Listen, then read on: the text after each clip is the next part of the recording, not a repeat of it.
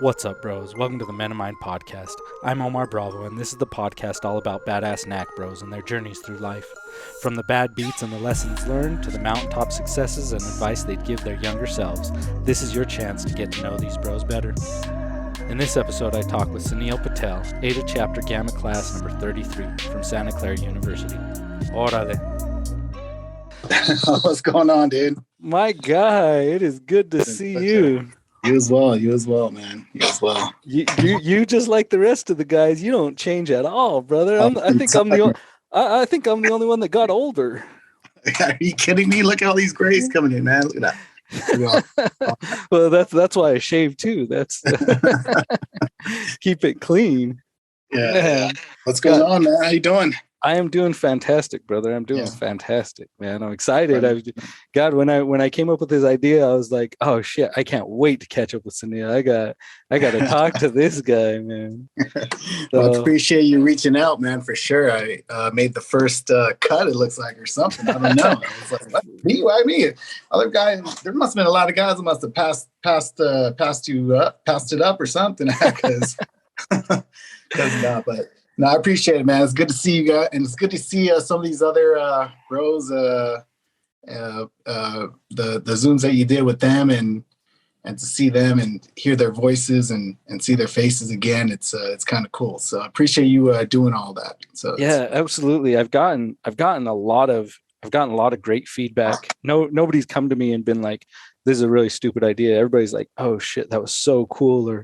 And because some folks stay in touch, and other times it's like, we were way cool, and then what, life happens and things move fast, and there's only 24 hours a day and the whole deal. And so to be able to catch up and see bros just doing great in whatever they're doing.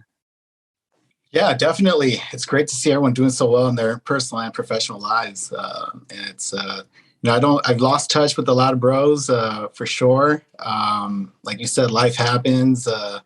You start a family, and next thing you know, you're kind of wrapped up with all your daily activities with work and family, and there's little time for the brotherhood. Unfortunately, I wish there was more, but it kind of sucks. But that's just the way it goes. There's definitely this common theme in talking with bros, where everybody's kind of in this stage of life where when you're young, you depend on everybody else. You depend on your parents. You depend on the system. When you're old, you depend on everybody else. You depend on your kids. You depend on the system. But in this middle section, I don't know if it's like 35 to 65 or something like that. Everybody's depending on you. Like, right. Everybody's looking to you. Your kids are looking to you. Your parents are looking to you. That's right. Your siblings, a lot of times, because we're leaders and leadership roles, and they're looking to you. Everybody at work looks to you. Like, we're all in management. Sure. We're all owners. And so in community, everybody looks to you. It's a really goofy stage of life, and we're all kind of in the throes of it, at least entering it, if not like smack in the middle. So it's wild. There's not a lot of time for, hey, what do I want to do? Exactly. Go ahead. No, I was just saying, I've been talking about getting older and the idea of adults, the difference between immature people making decisions and adults making decisions. And adults make decisions based off of what's best for the family, what's best for the community, what's best for all the people that I'm responsible for. Immature folks make decisions based solely off their selfish desires. That's true. And I can definitely say that we made a lot of selfish, immature decisions when we were younger in college and just even after college. But yeah, I guess that's a really good point. Yeah. And so I think that's one of the, again, common themes that to know everybody when we were all making immature, selfish decisions, and then to catch up with folks and be like, oh, so you didn't stay 20? Exactly. Exactly. It's good to see, right? It's good to see. It's Yeah, like, absolutely. Yeah, you would hope so, right? So, and also to be like, yo, me neither. Look, yeah, right. Exactly. I Exactly. That's right. I actually grew up. Yeah. We all had our doubts, but Oh yeah, I had my doubts about myself as well at certain points. So, very true. That's a very good observation. it's good to see you, bro. It's good to see you. So, um, first question that I've been asking everybody, just to not assume anything. Sure. Married with kids, or single and ready to mingle, or somewhere in between? Yeah. So I'm married. Been married 16 plus years Wow, now. a long Have run. two daughters, beautiful daughters. They're 10 and 12 years old, in the Nice. fifth and seventh grade. So, um, yeah, I got doing the whole family thing, and that's what's kept me so busy these days, I guess. Two girls, man. Are you guys Yeah, a lot is of this drama. is the store closed? Is there any more kids in the Oh future? yeah, that ship has sailed already, man, for sure. We're never going back. So can never go back to that life ever. Yeah. But yeah, no, I always wanted to have two kids. Um, I had just one other sibling myself. Unfortunately, there was a big gap in between myself and my brother, and people often say, "Well, you must have been a mistake then." But it was because my dad left. My dad came to America when my brother was only like a month old, and then he wasn't reunited with my mom and my brother until they came to America in 6 years later when my brother was six, and then I was born the year after that. So always wanted to have kids that were close in age so they can actually, have similar experiences, and I can take them to Disneyland together, and all that good stuff that they can enjoy together, and be there for one another as well. So, um, yeah, that's what's going on. That's great, man. That's great. Two girls, what a blast. I had three girls and then we had two boys. And so I know I very much lived the being a girl dad for Yeah, a handful of years. So and it was awesome. God, yeah, when my wife first told us, I always thought like I wouldn't even know what to do with the girl. I can only have boys before we started having kids. And then when my wife first told me that we were pregnant, it didn't matter. I was like, oh, I don't care, man, as long as they're happy and healthy. Like, but mm, raising girls is what a blast. yeah, definitely. I they're definitely daddy's little girls for sure. So yeah, it's fun. It's a lot of fun. And they keep you on your toes for sure.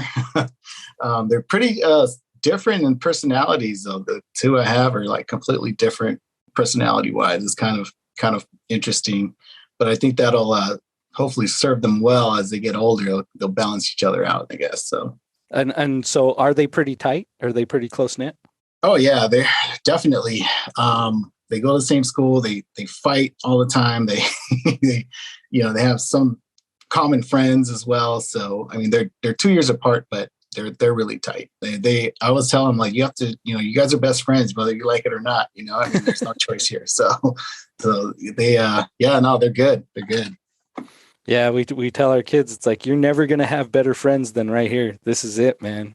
Right. Like for life, for the entirety of your life. Absolutely, man. You got a whole man 5 kids, man. I don't know how you do it, bro. Well, and it's You're interesting my hero. because I'm the youngest. I'm the youngest of nine, right? And so I always That's thought, right. a big family was the route to go. Well, my wife is an only child, Oh wow. Okay. so A different yeah, experience. Yeah. yeah. But once she met my family and got integrated, she saw the benefit of siblings and big family and all that stuff. So it was good. Does your Yeah. does your wife come from a big family, or is it pretty small? So she has a lot of. So I don't know if you remember. I had a pretty traditional Indian wedding, Indian marriage, back in 2005. And so she grew up in India, and she's from India. She's from the village, and she grew up when you grow up in the village, you pretty much like your next door neighbors are all your cousins and everyone, and they had a huge family. She has two brothers that are younger than her, but she had like, I don't know, man, like 20, 30 cousins that were like literally all around her all the time. So she grew up in a really big, with a really big family, I guess you could say, for sure. So. And so do you have a lot of cousins in the around you guys, or? We don't. So most of my family, my mom's side, they're primarily in Texas, in between San Antonio and Austin. Some in North Carolina, some in Georgia, and most of my dad's side, actually all of my dad's side, is in Alabama. So, Dang, of all the places. Yeah, of all the places, Alabama, Montgomery, Alabama. Wow. Yeah, it's kind of a random place, right? But there's a Well, lot of things out there you wouldn't believe. God, that just brought up so many questions, bro. So, yeah, go for it. Well, first off, I mean, it seems like you hit the lottery getting to grow up in well, I should ask, did you grow up in San Francisco proper? Born and raised San Francisco proper, in the Mission District, and I still live here in the city. Wow. I live in Noe Valley. It's not an easy place to live right now. It never has been. It's especially difficult to raise kids here in the city. I'll say that for sure. What makes it difficult? Just the school systems. It's kind of gone downhill. I moved both of them into private schools recently. Just safety wise, the city's gotten a little bit more. There's been a little bit more crime, and of course, just open spaces and things like that, that we don't have like other kids do in other neighborhoods. So there's definitely challenges. I think San Francisco, they were saying, has there's more dogs in San Francisco than school-aged children. So, wow. So I think they only make up like about 12% of the population, which is way lower than the average. So, but yeah, it's just it's tough to raise your kids because, you figure with a city like San Francisco, you would have really great public school system, but that's not the case, unfortunately. So. Yeah, I'm pretty surprised about that, especially because of the cost of living and everything else. I would think that it would all be tip top. You would think that, exactly, but it's not. And I don't know if you follow the news, and you probably don't. You'd have no reason to. But for the first time in San Francisco's history, we had a recall of the school board members, and every school board member that was eligible to be recalled, and there were 3 of them got recalled in a landslide. We had a special election last week, and that's never ever happened before in San Francisco. So people are fed up with the policies. They were focused on a lot of things besides focusing on the children. Oftentimes, these school board positions are used as stepping stones to higher office, and a lot of them don't even really have kids in schools. They just kind of are there and making policies. And I don't think they really signed up for COVID. They didn't know that was coming. Probably like threw a wrench into their plans, and that was what was in front of them. But we, San Francisco School District, at the top 25 cities in America, we were the only city that never opened middle schools, which is, amazing. I mean, every major city opened their schools. New York, Chicago, I mean, you can go down the list, but San Francisco somehow neglected our kids, and people are pissed. So, and I could see the writing on the wall too. My daughters were in public school, and I can see already that we were going to be in some trouble, and I immediately just moved them over to private schools. And it kind of sucks, but it is what it is. Yeah, that's wild. That is wild. So even with the troubles that come with the big city of San Francisco, like, it's got to beat the hell out of Montgomery, Alabama. Oh yeah, for sure. You definitely won the lottery when your dad's like, I'm going to go to San Francisco. It could be. Let's just say it could be a lot worse for sure. So there's a whole bunch of questions there. What made your dad? Yeah. So did your dad come with siblings or family, or he just came solo? No. So my dad, he came on his own. He got visas in 1970. He came to San Francisco.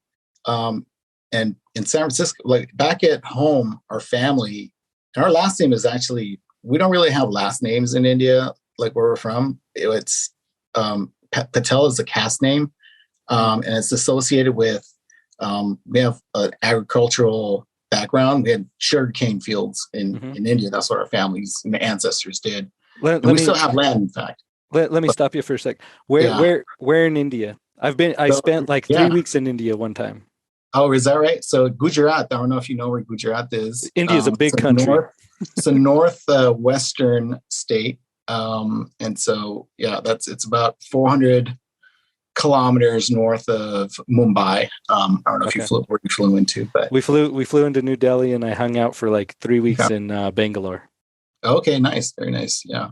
Yeah. So okay, Um, cool. Keep going. so Keep yeah, going. so where we're from, that's and specifically from that part, the Patels, it's a really close knit community. And so over here, when my dad came to San Francisco. He knew a few people here. He didn't know a whole lot of people, but he knew someone that was going to help him out, that was going to, get him set up and you know, basically set him on his way. So he slept on he slept on a lot of couches, and he finally he worked a lot. He worked several jobs and went to school, and that's how he came here. He came here on a student visa, but back then the rules for being naturalized and getting a citizenship were different. And so if you invested $10,000 in the business, you can get your citizenship. So that's what he did. He saved and saved and saved and worked and worked and worked. He ended up buying a business,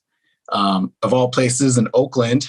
And then he ended up, he was able to get a citizenship and eventually call my mom and my brother over to San Francisco. So yeah, my dad came to San Francisco.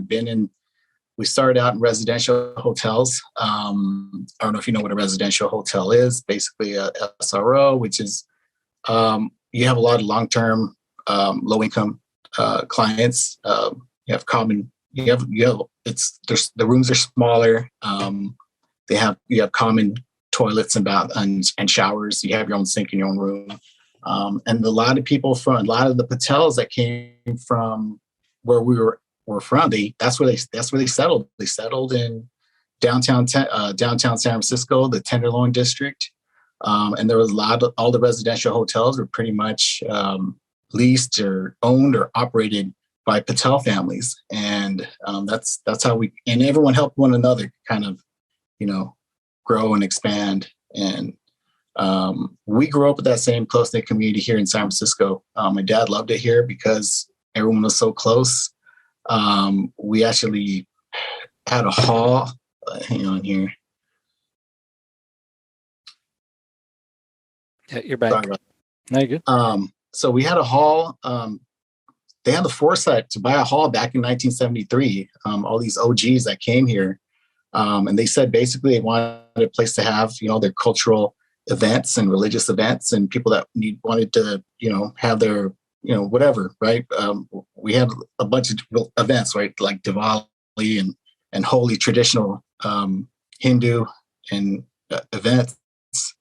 And that's how my dad just loved it here. He loved San Francisco. We unfortunately lost him a couple of years ago. But we never left. My dad left. Actually, we did leave. I take that back. So we left for about 6 months and came right back. My dad moved us to Big Springs, Texas. I don't know why, back in 1980. And then he was there he hated it there, absolutely hated it there, moved back to San Francisco and vowed to never move us again. So for my dad, he never drove a car. He never owned a car. We did our first family car was when my brother turned 16, and that's when we finally had a car in our family. We didn't go on trips. We didn't go anywhere. Right? We're here all the time. So, but San Francisco has always been home for us. That is awesome, man. That is good stuff. When so he came over, and then when your older brother was, you said 6, that's when he was able to get your mom and your older brother over. Correct. And then Yeah. that's when you came along. So I came along. so Yeah. your older brother was born in India, and you were the first of your family to be born in the United States. That's right. That's correct. That's right. First generation. So Yeah. So it's funny. My brother, my dad went to go visit my mom and my brother, and the first time he was already able to talk. He was like, I think 3 or 4 years old. And he'd only been told that my dad's in America, right? So when they said, "Hey, your dad's here," you responded back like, "No, that's not my dad. My dad's in America." Like, and he probably didn't even know what that meant, but he never seen his dad. Your dad's with my dad, and everyone would tell him like, "Your dad's in America," and that's how it was for them. Yeah. So for approximately 6 years, it was phone calls and letters, and that's Yeah, pretty much phone calls, and even in our village, it was gosh, man, there was like one house in our whole row that had a phone, right? And then so you call a main number, and then they patch you through to this phone that would ring at someone's home in the village, and then they would answer it, and we would identify who we were, and they'd have to run down to the end of the village to go call whoever they needed to call to say, "Hey, you have a phone call," and that's how they communicated. And yeah, lots of letters and phone calls. Yeah, for sure. so I would guess that your parents were pretty recently married when your dad came. Yes. So they were only married like 2 years, I think. Okay, so that's a About little two bit years. long. That's a little bit longer because I guess Yeah, they two had. years. I guess your brother was already born when Yeah, you came. yeah.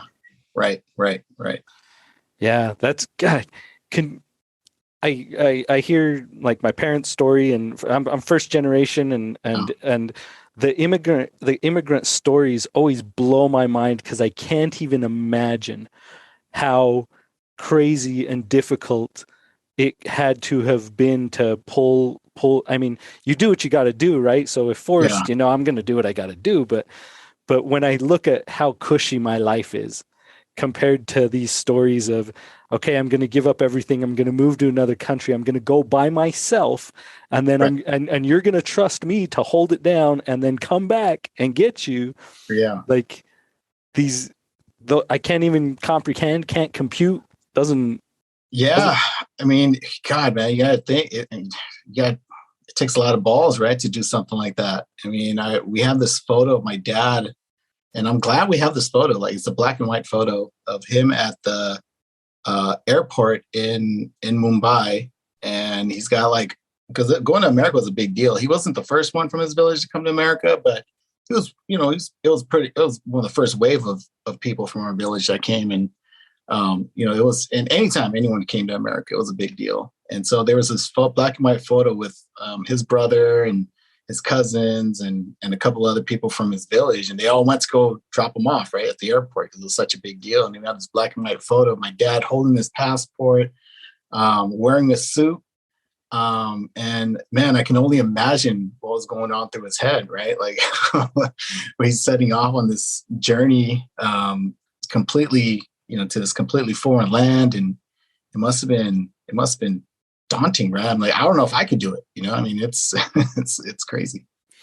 Yeah, anytime some crazy talks down about immigrants or the likes, it's Yeah. my stance is it's like you obviously have no clue what the situation is where they are, that they're willing to risk it all at a chance, right? It's like Right. how bad does it have to be where you are that it's like, all right, it's like, I'm not moving next door. I'm not moving down 2 towns away. I'm not moving to another state. I'm gonna go where I don't know anybody, and the chances of me surviving are second to none. Like, Right. Right. Right. And everyone's got a story like that, right? Everyone in every yeah, family has a story like that, not just mine and yeah. yours, but so many of our bros as well. Well, It's crazy. overwhelmingly, the Yeah, country was founded on these of exact course. same Yeah, stories. It's like, that's right. they folks talk about, hey, let's build a wall. It's like, what about, everybody that showed up at Ellis Island? Europe wasn't sending their best. Like, it wasn't all the ballers from Europe weren't like, let's go to the United States. It's like, Right. dude, it's not working out for us very well in Europe. Let's take a shot at going to the United Hmm. States. Like, So yeah, the whole society is founded by folks with this story. That's awesome. It's just that the first generation folks are so close to it though. Right. Right. We oftentimes talk about how folks our age or in our bracket are this really weird generation where it's like we knew what it was like before the internet and we knew what it was like after the internet, or before every house had a personal computer and after, or you know landlines and all that stuff. Folks born between kind of like 1975 and 1985 are this goofy like transition generation, where before us they're like, oh, it's internet's a fad, I don't want to I don't want to be a Right. part of it. And after that it's like they've always known having personal computers. And the same way that common link of immigrants to, it's like, hey, we know the old stories but our kids can never understand what our parents understood. Right. Um, yeah, sorry, man. Sorry No, about you're that. good. You're good. Um, but no, that's so true. That's so true. And you try to not forget, and you definitely don't want, the next generation to forget as well, right? It's important that they understand and where they came from. Often like my kids, I mean, they have all these first world problems, and it's like, dude, you know what, man, I don't even want, they're having meltdowns over like the silliest thing, right? And he was like, oh, dude, I don't even want to hear it, man. It's nonsense.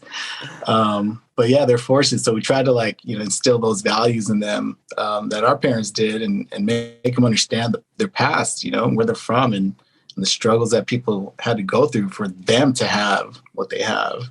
It's really important to me, especially. I've gotten involved with the community myself. We've, for years, my dad was involved with this hall that I was telling you about in the Tenderloin, and he was the treasurer of that particular hall for many, many years, for 20 plus years before he passed away. And about 5 years ago, so we decided to carry the torch. A bunch of us that were kind of, like myself, that had kids here and were raising their kids here in San Francisco, and grew up with this whole close knit community of Gujaratis, and going to these cultural events, and being fortunate enough to partake in them, and know a little bit about our culture. We decided to take the torch from them, because for us, a lot of people had moved out of the city, and the venue that we had in Tenderloin just wasn't cutting it anymore. And the area's gotten really bad. A lot of homelessness, a lot of drug addiction, a lot of mental illness. It's just not a safe place to have an event. And it was getting worse already as it was back in 2016. It's even on a whole other level now. And so we decided to start a nonprofit, because most of the people that were, like myself, we're all in the hospitality industry. And, back then they were in residential hotels, but people have gotten out of residential hotels into, bigger hotels and brands, and Wyndham hotels and Choice hotels, and even the Hiltons and Marriotts. And so as a community, we have a platform to, raise money to, help other charities, and to do community events, and to help facilitate and organize and coordinate events. And so that my kids can go to, Holi and Diwali and celebrate the Festival of Lights, and kind of know, a little bit about our culture.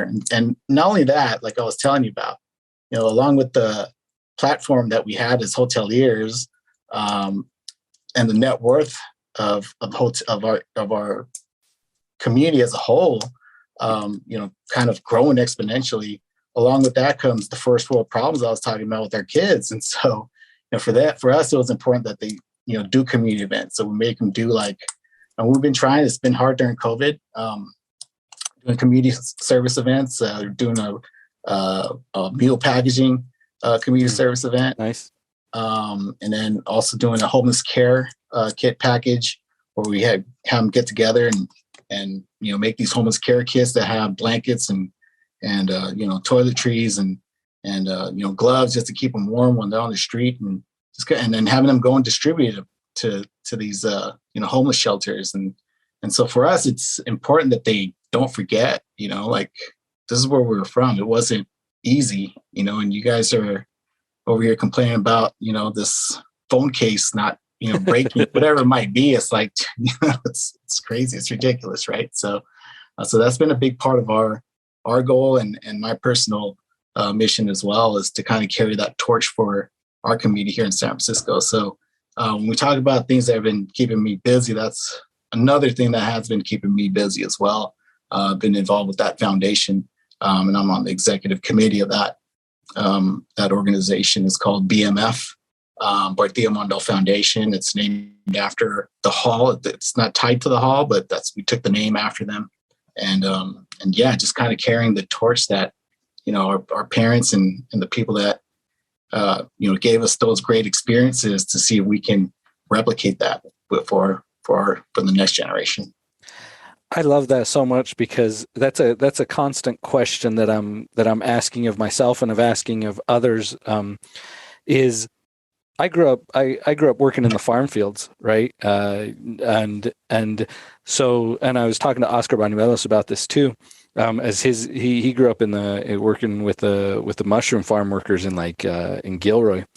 That's where his parents were. But that idea of, and yourself, I know you fully understand this from your parents, and I saw you in action, working day and night, running the motel, right? And so that work ethic is something that has served us so well. Number one, it sucked, right? Learning that and having to do that and having to dedicate so much time. And then, but that work ethic is what got us to where we are. So when it comes to any project now, it's like, your boy is not scared of putting in the elbow grease. Like, I've got a track record to prove it, right? But that leads to the question is, how do we legit pass on that work ethic to our kids? Because our kids are, compared to how we grew up, our kids are soft, our kids are pampered, and it's intentional. Like, I didn't want my kids to be working in the fields. Like, that's why I worked so hard and I went to college and I did that. But at the same time, there's that idea that hard times create strong men create easy times create soft men, soft men create hard times. Yeah. And so how do we not perpetuate that cycle at the same time and still, be strong men that create easy times? Yeah, no, definitely. It's a good question. And it's, I think, the next challenge, that's going to be our challenge, right? So I want my kids to stand on their own 2 feet. I don't want them relying on me, right? So, I was just having this conversation with my brother. My brother only has one daughter. I have 2 daughters. So his daughter, my brother did everything a lot younger than I did. He got married younger, he had kids younger. His daughter is graduating from USF Law and taking the bar exam this summer. And so I'm like, yeah, that's what I want for my daughters, right? I don't want them relying on me for anything. Like, I remember my niece used to joke all the time when she was growing up. She's like, yeah, I'm going to inherit this. I'm going to inherit that, and that was kind of like, that's not something that I didn't really particularly like, right? Because it was like, she thinks she already has it made. And so I don't want my kids having that attitude or having that mentality that, hey, you know what, I'm going to be able to, you want to give them everything that you can, because like you said, right, you don't want your kids, suffering. But at the same time, though, they have to fully understand that, hey, you need to make your own way in life, man. You can't rely on me. So hopefully it'll work, right? Hopefully that'll motivate them. And I think they have a good example at home with my niece, getting through law school. And so, she set the bar pretty high. And so for them, that's what I tell them. I said, use her as an example. This is what you guys need to do as well. So, but yeah, they've gone to places at this age, that I only dreamed about, so they've been around the world and to so many different cool, and had so many cool experiences, and hopefully they don't take it for granted. And they'll realize that at some point. Yeah, I think that the just exposing them to the idea, and I got this from what you've already said, and also from what Oscar said, is showing them those models of that we're not here for us. here for us individually. We're here for our community. We're here for the better. And so we have a responsibility to ourselves, to our families, to the past generations, and to the future generations to go out and do the absolute best we can with the opportunities that we're afforded. And the only difference here is that we're being afforded more opportunities than the past generations. Yeah, no, that's so true. It's very true. Yeah, that's cool, man. That's so cool. So how do you being first generation again? I'm guessing, and maybe I should just ask a question. Growing up, were your folks really strict? Oh God, yeah. There's. I had an idea, but You had an idea. Yeah, no, we had a really traditional, like I said, very traditional, strict upbringing. And, my dad, like my mom was like the more disciplinarian. My dad was, he was a quiet guy, man. He never raised his voice, but he would get his point across. He wanted the best for us. We saw how hard he worked. My mom would, operate the hotel. It was a 15-room hotel that we had in the Mission District, and my dad would go to work, and so, yeah, man. I mean, it's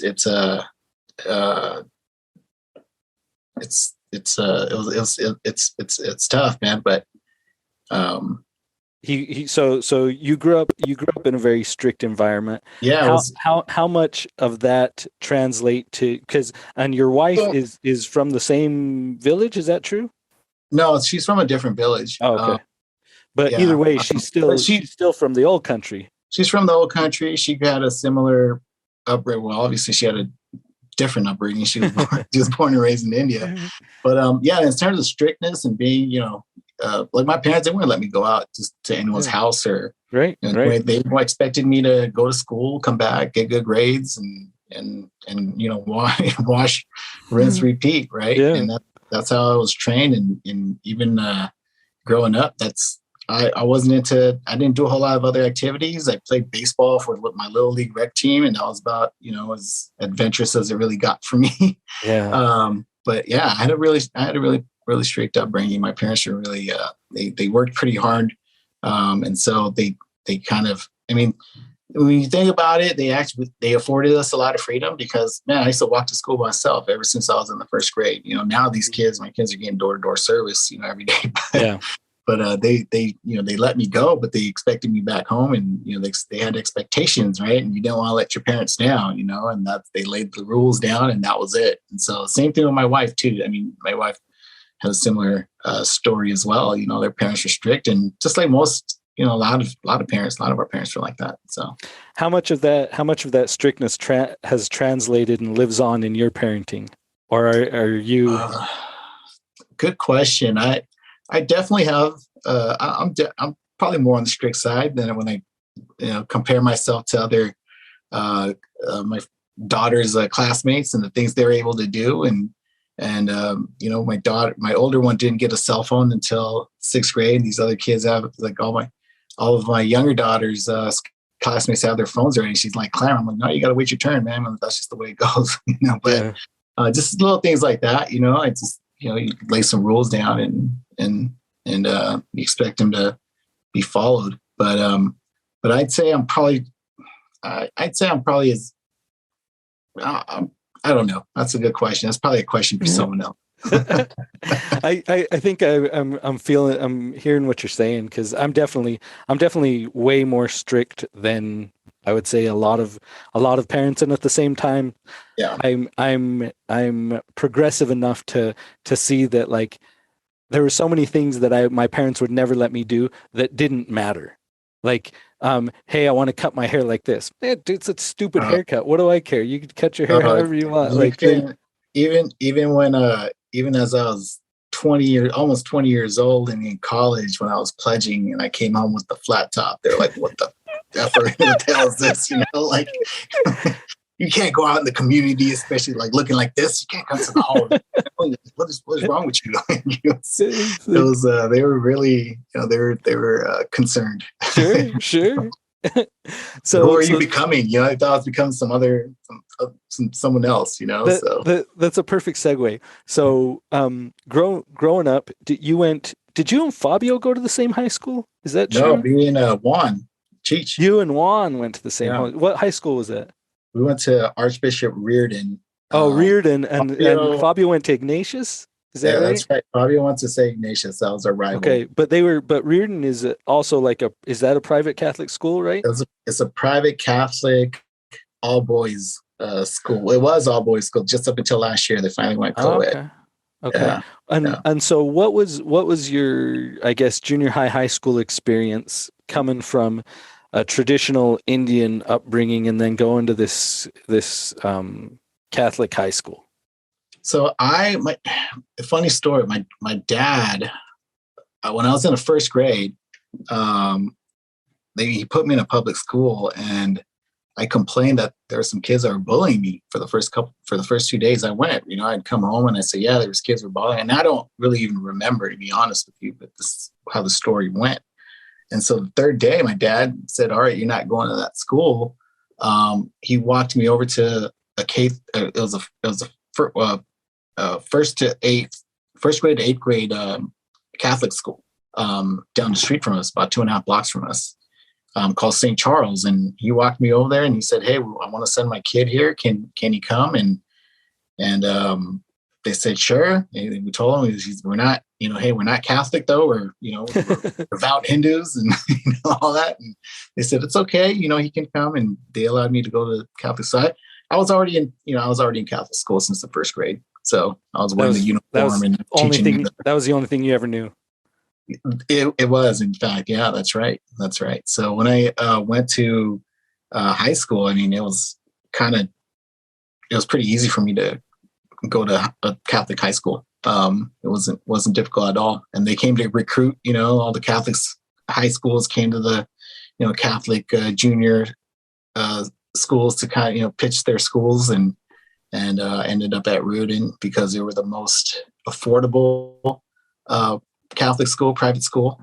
SI was a lot more in tuition, and as was SH. And Reardon actually gave me some scholarship money because I had good grades. So my parents got a $1,000 discount, which was huge, right? Because the school was like $4,000 a year during that time, and so my parents were ecstatic, right? They're like, great, we get to go to private high school now. So so that's where I ended up at. And it wasn't for me. It wasn't a huge transition or anything like that. Were you pretty outgoing in high school, or were you under the radar? Oh, I'm naturally an introvert, man. I mean, that's just who I am. And so in high school, man, yeah, I was relatively unknown and obscure, if you will.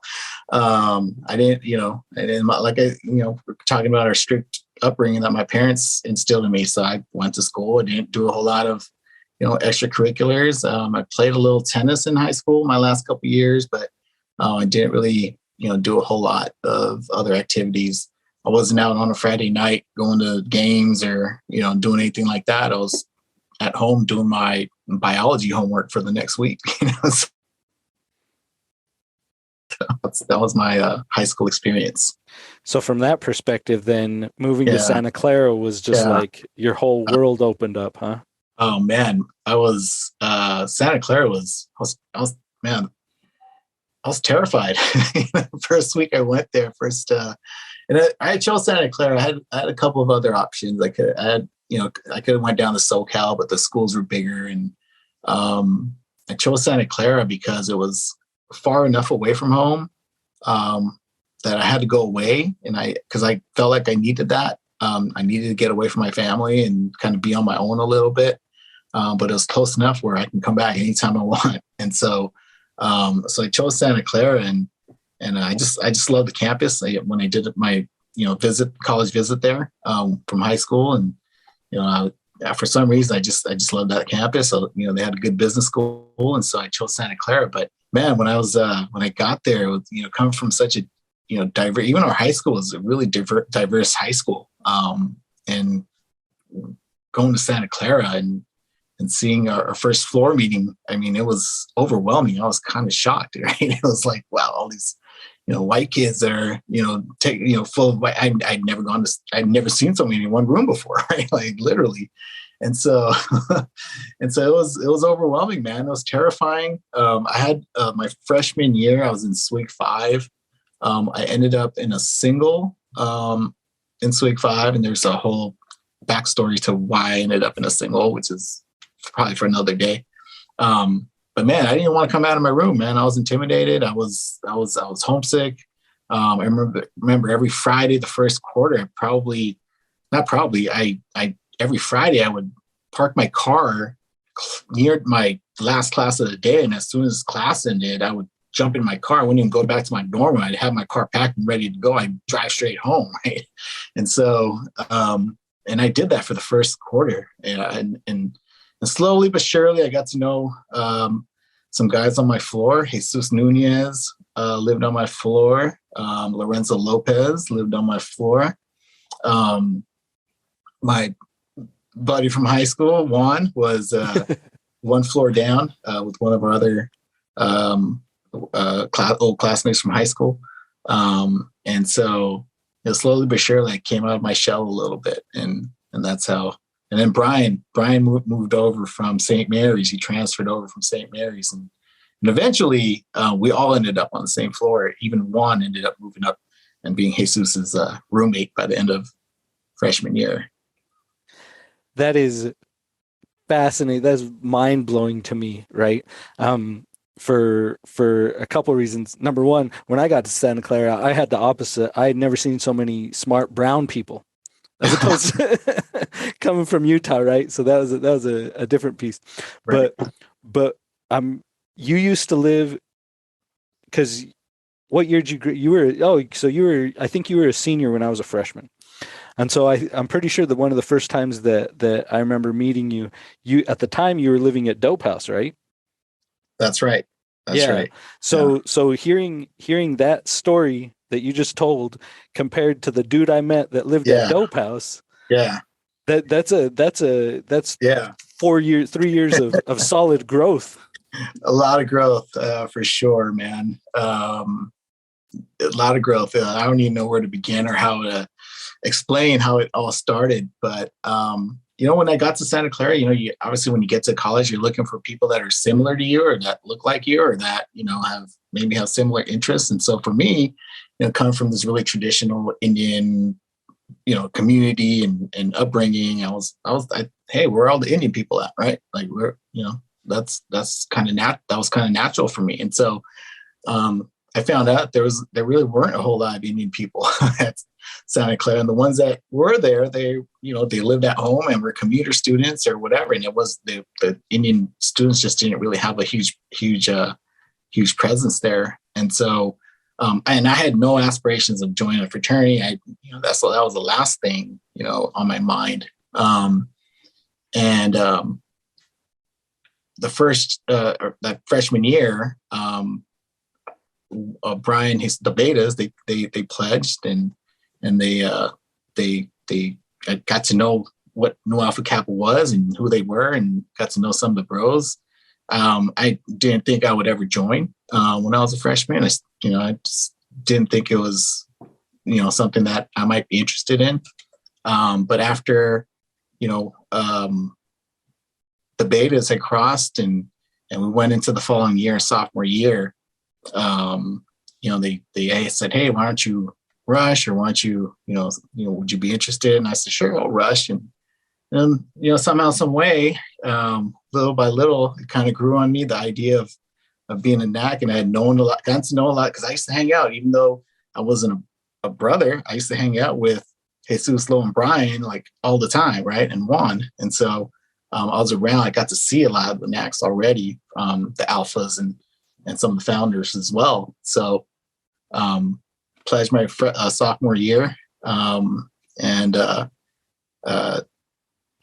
the rest is history. Rest is history. Yeah, that's how I became a NAC.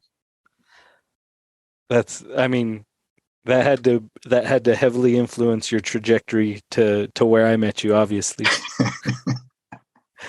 That's It did, man. I had a lot of good experiences visiting other campuses, and just it was a lot of fun, man. I had a lot of fun for sure. And I mean, I wasn't always, even our freshman year, I started to, kind of get out a little bit out and about and, mingle a little bit more. And so it was, by the time I was a sophomore and I went to join NAC, and it was, I was a completely different person than that guy that walked in the first day. But it wasn't a, it was a slow transformation, I would say. It wasn't dramatic. It wasn't just because I joined NAC, I became that guy. But yeah, man, it was and then we ended up at Dope House. Me and Juan ended up at Dope House. Who else lived there? Jamil lived there, and I can't remember who else. Jamil lived there. Chad, I don't know if you remember Chad. I don't remember. And then a couple other guys, Brendan and Will Morris. You might recognize him if I showed you a picture. Brendan Fabio's Brendan? Not same Brendan. No, different Brendan. No. Different Brendan. Brendan actually was online with us for he got pinned. He was part of our class, and then he ended up having to drop because he didn't make grades, I think. Jeez. And so he ended up not being a NAC. But he was part of the crew, man, for sure. Brendan was for sure all the time. So damn. Oh, I got one for you. Of your line bros, who were you? Because there was like 8 of you guys. There was 8 of us, man, and I've lost touch with every single one of them. Who were you closest with during pledgeship? Oh, that's a good question, man. I'd probably say during pledgeship, Daniel, Jose Duran, because man, we used to hang out a lot.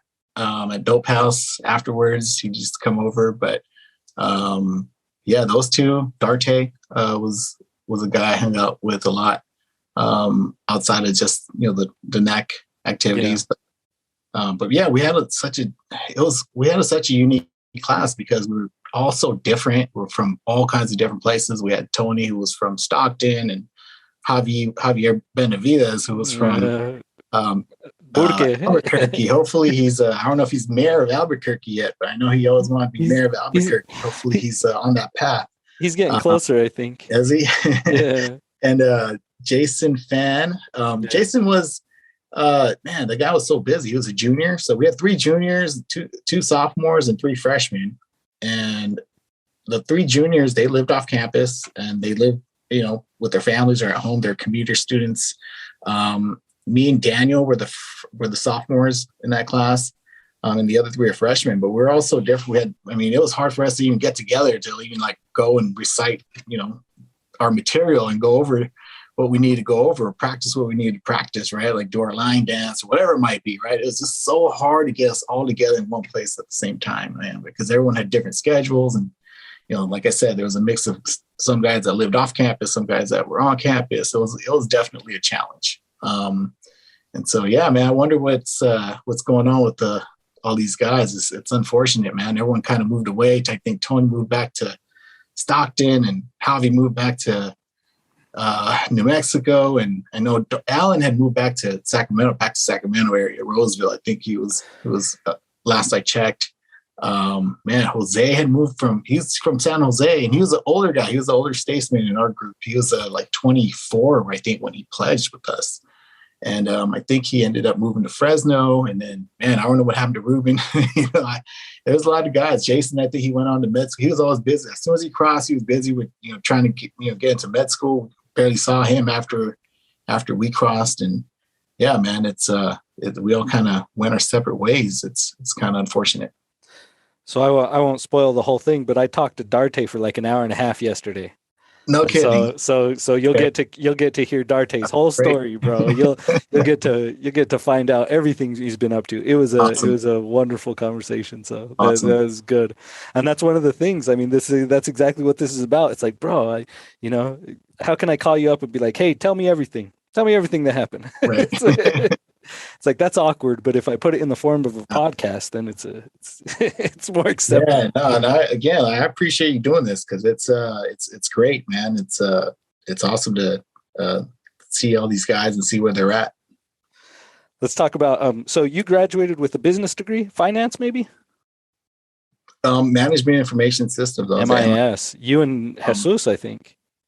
That's correct. I never worked a day for anyone else, man. I moved right into the family business, and that's what I've been doing ever since. And I remember, I guess shortly after you graduated, we did. So my senior project was for the hotel thing, right? Yeah, the motel.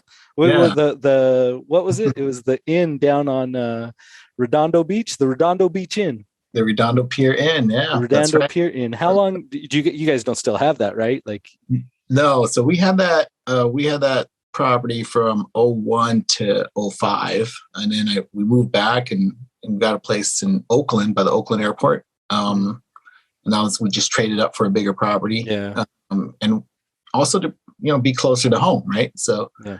So that was the opportunity to move back to the Bay Area for us. And because you and your brother were running that together, yeah? Correct. Yeah. Me and my brother running that. And we sold it just at the end of 2020. We sold it. And it's been repurposed for supportive housing for homeless in Alameda County. Wow. That was a nice spot. It was just down the road from the beach, like. Oh, the Redondo Beach property. Oh, you were talking about the one in Oakland. Yeah. Okay, Oakland. gotcha.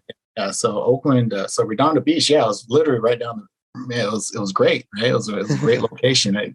If you've been there before, you know. So yeah. But yeah, it was awesome. So how many? So is it still the family business? Is it you and your brother? Just me and my brother. We don't have any other partners. Currently, like I said, we're looking for some opportunities.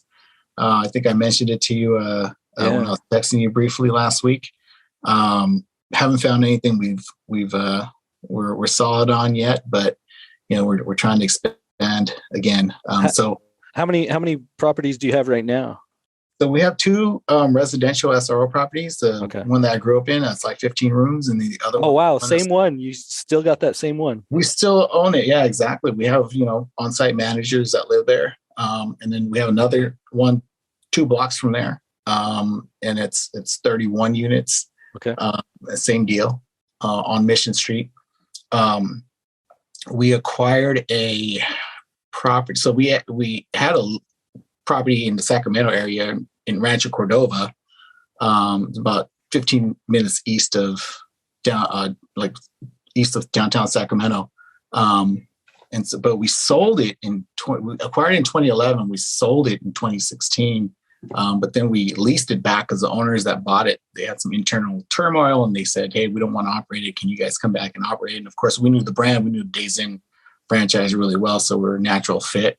And it made sense for us to lease the property back, but we gave that lease back just last May.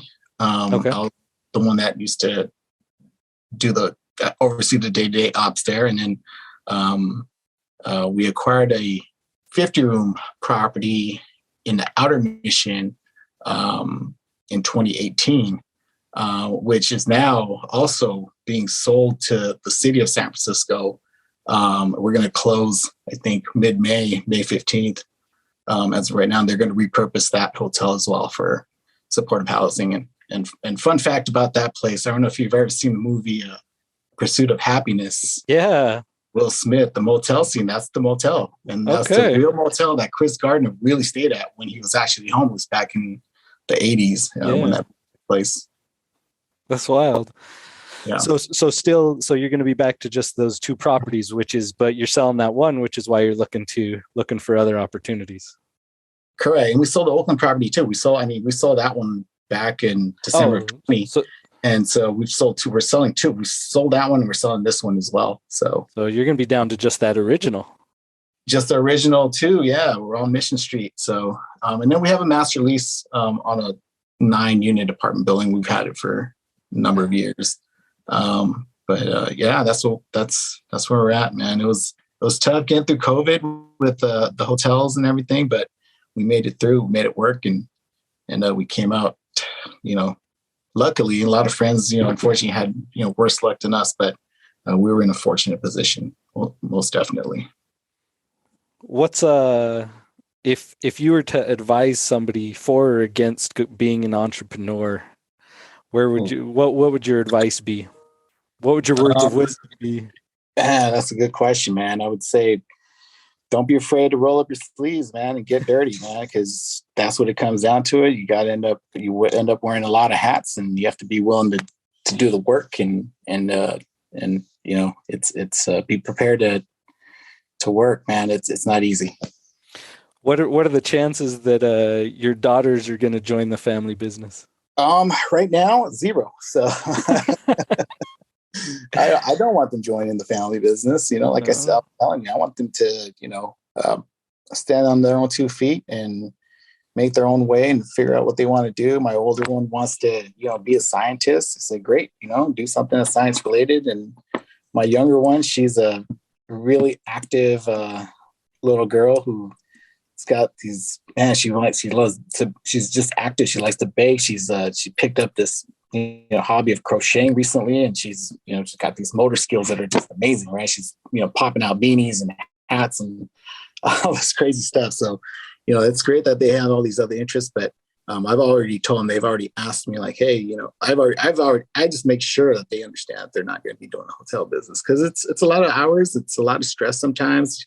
When we had the Oakland property, man, I would like constantly be looking at my phone, like, hey, did someone call? Like, first thing I do is look at my phone in the morning, right before I wake up, like right when I'm waking up, see if I had any calls overnight. And even when I'm on vacation, right, I'm still looking at my phone all the time, right?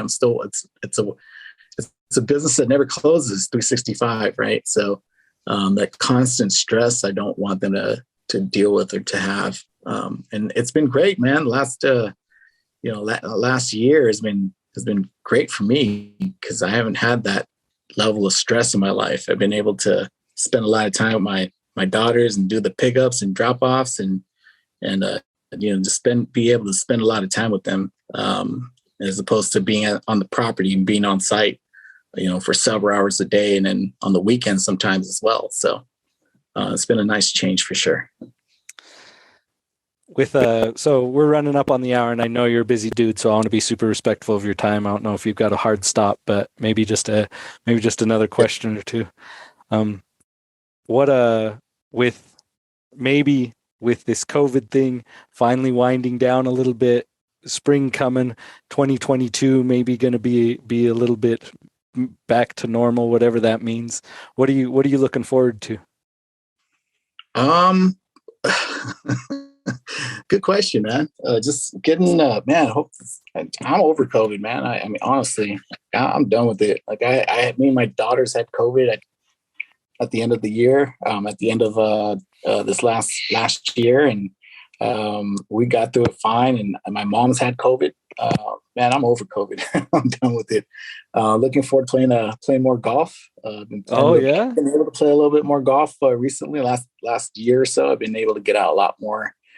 So I have a trip planned to Puerto Vallarta in April. Wow. And we're going to doing the Disneyland and a Universal Studios thing during spring break with the girls. We haven't done that since before COVID, and so yeah, we got plans for sure. So that's fantastic. Well, that just reminded me, that was the last time I saw you was in Puerto Vallarta. And we went golfing out there. We were golfing there. That was 2017. Do you remember what golf course that was? Wasn't that the golf course that had like the iguanas running around on it? Or I think they all have iguanas running around. Yeah, you're right. I want to say it was something about the palms. Okay. Palmer. I'd have to look. Okay. All right, sounds good. Yeah. But we're going on a boys trip, man. We're doing a 6-on-6 Ryder Cup style tournament. We did it last year in Maui, and we're doing it this year in fantastic.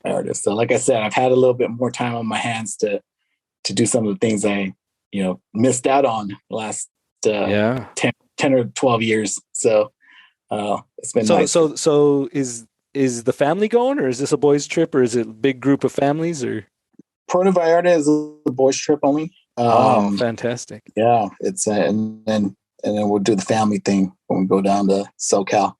But Okay. we do a big family trip every year. This year we're kind of up in the air, but man, we've been for the last 10 or 11 years. Well, actually, no, 9 or 10 years, man. We've been doing like huge family trips, man. Because like I was saying, we grew up in a pretty tight knit, community. So I have a lot of friends that have girls and live here and have similar ages. They're not just girls, but girls and boys. But their families, we've gone, man, to so many places. We've been to Aruba, we've been to um, uh, Barcelona, and then on a Mediterranean cruise. We went to Greece.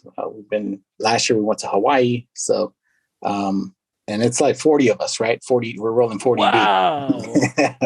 11 or 12 families, and it's fun. It's yeah, yeah, yeah. Can you? All right. Sorry about that. So, No, you're good. so yeah, dude. So we've been we had this. I hope the girls realize how special that is. To have that. And we've been fortunate to be able to do all these things. It sounds fantastic, bro, and it absolutely does sound like you're doing amazing. That fucking lights me up and warms my heart to see when I talk to the bros and see like being the men that we knew we all aspired to be. Maybe we weren't there when we were 20, but to see everybody like being leaders in their community and leaders in their family and balling out, like absolutely. That was always what the goal was, and so to see it embodied, fulfilled, it's it's badass. It's Yeah, no, absolutely likewise, man. It's fantastic. great to see you guys and you in particular, man, doing so well. So I know we haven't had a lot of chance to talk. Hopefully, we can do this again on a more personal level. Where I can ask you some more questions about where you're at. I know it's been kind of one sided, but hopefully, we can catch up again sooner rather than later. Yeah, absolutely, bro. I mean, one of my hopes here is that I know we're not going to hang out every weekend because everybody's got their life or whatnot, but I Uh, don't think it needs to be another 13 or 14 or 15 years before we Hopefully, catch up. We'll be able to line it up and text and chat and whenever sure. send gifts or whatever it is. So I appreciate your time, brother. I'm gonna let you go, but thank you, and I look forward to keeping in touch, my man. All right, you as All right, well. peace, brother. Until next time, bros. That's my story, and I'm sticking to it.